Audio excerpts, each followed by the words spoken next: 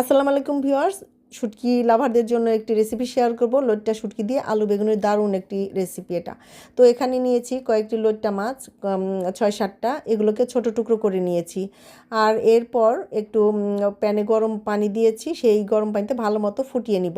শুটকি মাছে কিন্তু প্রচুর ময়লা থাকে, তো ভালো মতো সিদ্ধ করে ধুয়ে নিয়েছি।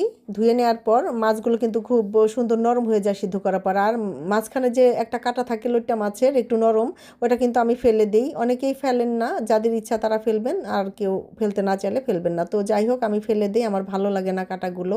মাছগুলো ভালো মতো বেছে নিয়েছি, আর এই যে কতগুলো কাঁটা বের হয়েছে, এই কাঁটা সহ রান্না করলে খেতে ভালো লাগে না। এরপর চলে যাব রান্নাতে।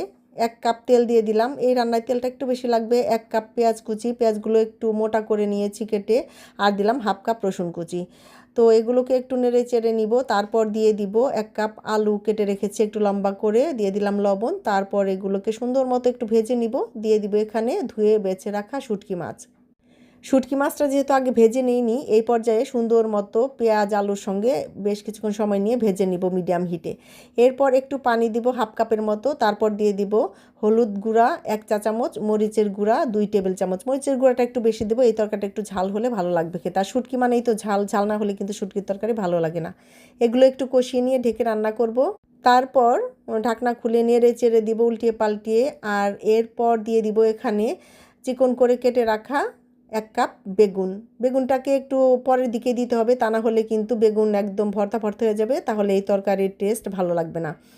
বেগুনটা নরম টাইপের সবজি, তাই এই পর্যায়ে দিয়ে আলুর সঙ্গে সুন্দর মতো একটু কষিয়ে নিব। বেগুনটা কষিয়ে নিয়ে দিয়ে দিব এখানে 1.5 কাপের মতো পানি। অতিরিক্ত পানি দেওয়া যাবে না, তাহলে কিন্তু শুটকি মাছের টেস্ট নষ্ট হয়ে যাবে। তো পানি দিয়ে এখানে দিয়ে দিব বেশি করে কাঁচামরিচের ফালি।